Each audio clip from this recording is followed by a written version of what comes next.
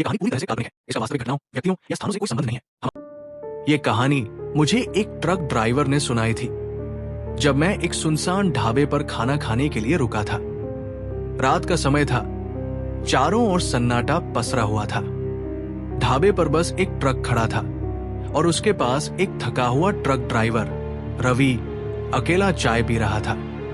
उसके चेहरे पर अजीब सी बेचैनी थी, जैसे वो किसी भयानक मंजर को अब तक भूल नहीं पाया हो। जब मैंने उससे बात की तो धीरे धीरे उसने अपनी जिंदगी का सबसे खौफनाक किस्सा मुझे सुनाया। रवि पिछले 15 सालों से ट्रक चला रहा था।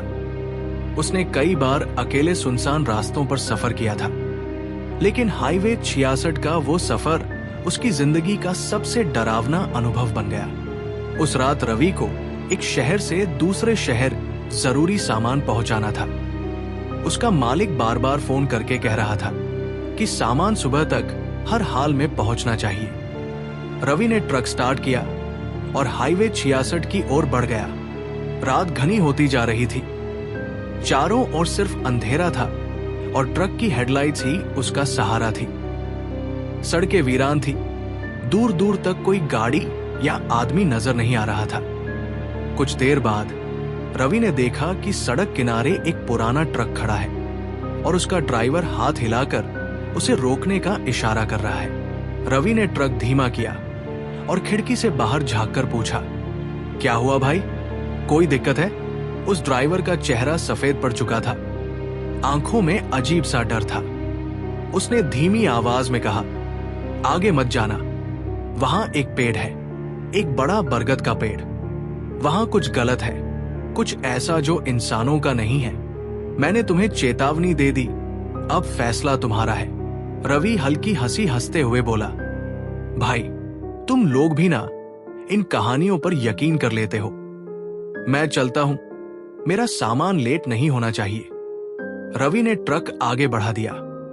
रात के करीब 2 बज चुके थे। हाईवे और भी सुनसान लगने लगा। ठंडी हवा रवि के चेहरे से टकरा रही थी। कुछ दूर आगे बढ़ने पर रवि ने देखा, सड़क के किनारे एक विशाल बरगद का पेड़ खड़ा था। उसकी टेढ़ी मेढ़ी शाखाएं अंधेरे में अजीब आकृतियां बना रही थी। पेड़ के नीचे एक औरत खड़ी थी, सफेद साड़ी पहने, लंबे खुले बाल और उसका चेहरा झुका हुआ था। रवि का हाथ स्टीयरिंग पर कांपने लगा। उसने अपनी नजरें हटाई और ट्रक आगे बढ़ाने लगा। जैसे ही ट्रक उस पेड़ के पास से गुजरा, एक भयानक चीख उसकी कानों में गूंजी। रुको! ट्रक अचानक बंद हो गया। इंजन ने काम करना बंद कर दिया। रवि ने कुछ समझने की कोशिश की और नीचे उतरकर इंजन चेक करने लगा। तभी उसे महसूस हुआ कि उसके पीछे कोई खड़ा है। धीरे धीरे उसने गर्दन घुमाई। वो औरत उसके ठीक पीछे खड़ी थी। उसका चेहरा सफेद और आंखें पूरी तरह सफेद थी। होठों पर एक भयानक मुस्कान थी। रवि की सांसें रुकने लगी। डर के मारे उसने ट्रक की ओर दौड़ लगाई और दरवाजा बंद करके अंदर बैठ गया। उसने इंजन चालू करने की कोशिश की, लेकिन ट्रक स्टार्ट नहीं हुआ। तभी उसने देखा, शीशे पर खून से लिखा था, वापस जाओ वरना मौत तुम्हारी इंतजार कर रही है। रवि ने पूरी ताकत लगाकर ट्रक स्टार्ट किया और गियर डालकर तेजी से रिवर्स में ट्रक भगाया।